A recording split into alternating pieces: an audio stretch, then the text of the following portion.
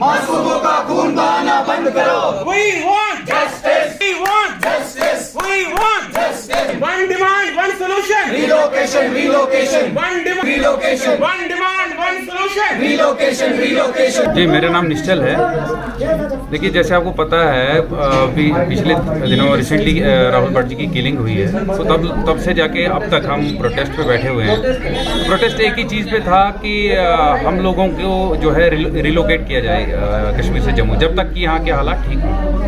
अब भी कुछ दिन हुए ही थे तो आप देख लीजिए आज रजनी जो है कुलबागाम से जो टीचर थी उनको क्लास में जाके मारा गया।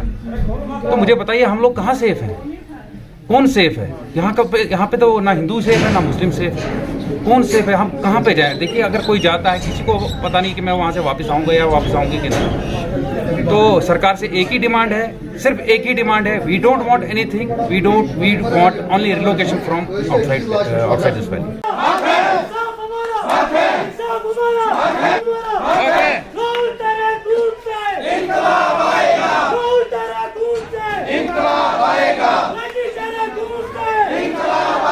बंद करो, मासूमों का खून बहाना बंद करो। इसमें दंडित है, हम कश्मीरी पंडित हैं। I want Justice, we want justice, one demand one solution relocation, relocation, one demand relocation, one demand one solution relocation, relocation, one demand one solution relocation, relocation. we want Justice, we want justice, we want justice, we want justice.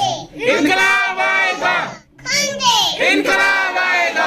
Relocation, Rahul तेरे खून से, राहुल तेरे खून से इनकलाब आएगा। रजनी